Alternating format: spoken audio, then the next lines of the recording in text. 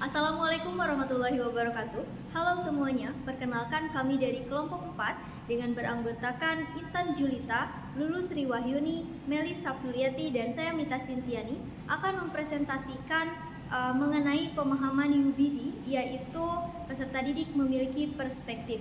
Selamat mendengarkan. Terdapat 6 pemahaman dalam prinsip UBD. Salah satunya adalah peserta didik memiliki perspektif. Hal tersebut apabila peserta didik dapat melihat dan mendengar dari berbagai sudut pandang yang kritis serta melihat gambaran umumnya. Menurut Hartono tahun 2010, perspektif merupakan cara pandang yang digunakan oleh manusia ketika melihat suatu fenomena atau suatu masalah yang sedang terjadi. Perspektif peserta didik dalam pembelajaran tentu akan berbeda. Hal ini dikarenakan setiap peserta didik memiliki sudut pandang berbeda terhadap materi yang dipelajari. Pemahaman peserta didik melakukan perspektif dapat dilihat dari cara mereka menunjukkan dan menyampaikan pandangan atau gagasan melalui diskusi dan presentasi. Peserta didik mampu menyampaikan dengan bahasa sendiri terkait materi yang sudah dipelajari.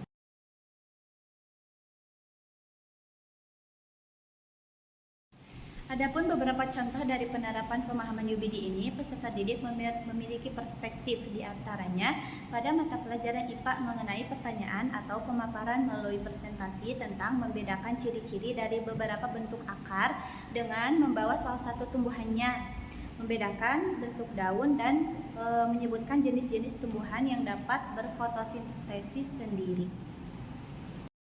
Lebih jelasnya, setiap peserta didik memiliki pemahaman berbeda, sehingga ada yang bertanya mengenai, Bu, mengapa daun memiliki bentuk yang berbeda? Bu, mengapa tidak semua daun berwarna hijau dapat berfotosintesis sendiri? Dan Bu, mengapa daun ada yang berwarna merah?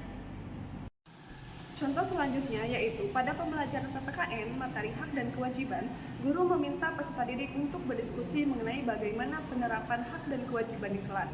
Apakah semua orang sudah melaksanakan hak dan kewajiban dengan baik dan sesuai? Apakah kalian setuju jika kita tidak melaksanakan hak dan kewajiban? Apa yang akan terjadi jika tidak dilaksanakan? Peserta didik mencoba untuk menyampaikan pendapatnya di hadapan teman sekelas. Setelah memahami hal tersebut, peserta didik dapat memahami pentingnya menjalankan hak dan kewajiban di lingkungannya dan manfaat dari menjalankan kewajibannya. Contoh yang terakhir ada pada mata pelajaran TIK dengan menjelaskan perbedaan hardware dan software. Peserta didik menyampaikan pendapatnya seperti, Bu, jadi hardware itu dapat dilihat, dapat digunakan, juga dapat dipegang ya, seperti CPU, monitor, dan mouse. Sedangkan software hanya bisa dilihat dan digunakan, tidak bisa dipegang, seperti Google dan Microsoft.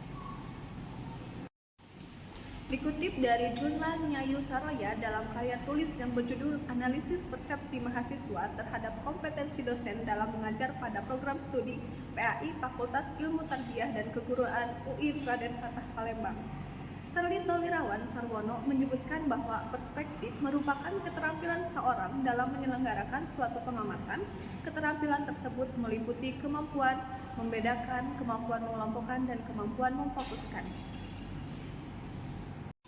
Sekian presentasi yang dapat kami sampaikan, kurang lebihnya mohon dimaafkan. Terima kasih. Wassalamualaikum warahmatullahi wabarakatuh.